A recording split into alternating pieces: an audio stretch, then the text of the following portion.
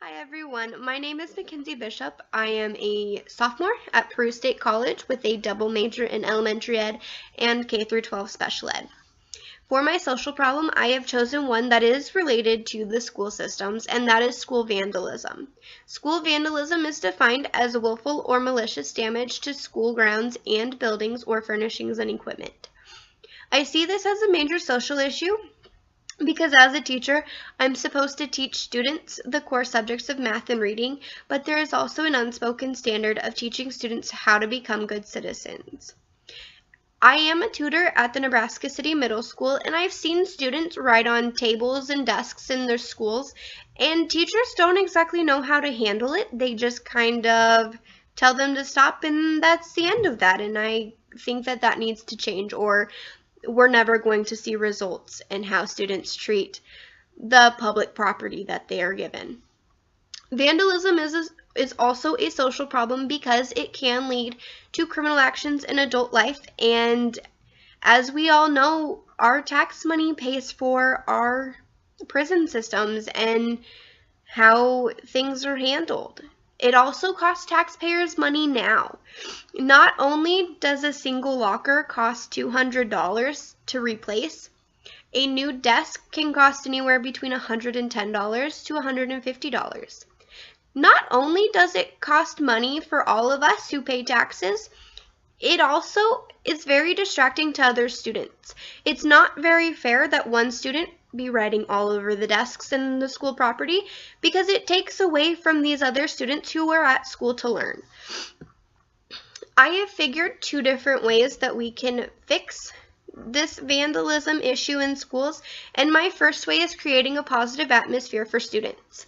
My classroom, I plan to have be a very positive place, as studies have shown that positive classrooms have a better response from students in class participation, handing in homework, and just being a happier area. Students tend to take away from a positive classroom more than they do from a negative one. And that's not only their lessons in curriculum, but also lessons in life. Another way that I have figured is the foundation of our classrooms, which are rules and procedures. Strong rules and procedures are going to help students understand what is expected in the classroom and what is acceptable actions in the classroom. If you have these set straight from the start, students aren't going to have any questions of what you want from them. And of course, either way, you're going to have students who are going to try to defy you. Sometimes that's just how kids are. But you're very much going to have a very positive area and a positive feedback from your students.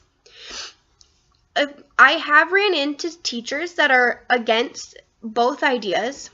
I have had teachers tell me that rules and procedures don't exactly work in your classroom. Students are going to do whatever they want in your classroom, and that's that, and you're just going to have to deal with it, is pretty much what I've been told. I've also been told that if you make your room a safe place, students aren't going to know the difference between the authority figure that you are and a friend.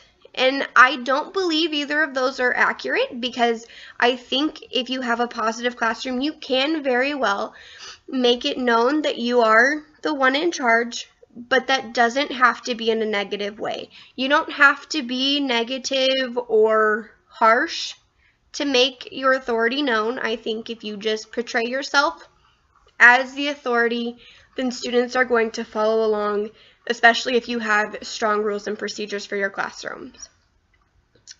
Another thing to worry about with this is some teachers do believe that students will take the wrong idea with the relationship, and they'll take it a step further. And also teachers have expressed a concern that teachers can also take the wrong idea from these students. And of course, we've seen legal battles in all states with this, and that's never a good thing. But I do strongly believe that we as a society need to start taking stronger actions towards school crimes, because if parents start talking to their kids about what is appropriate behaviors at school, then we'll start to see a positive outcome from them, as well as teachers stepping up and trying to fix what's already happening in schools. Thank you for listening to me today, and if you have any suggestions on other things that I can do as a teacher to help prevent school crimes, I am open to all. So thank you for listening.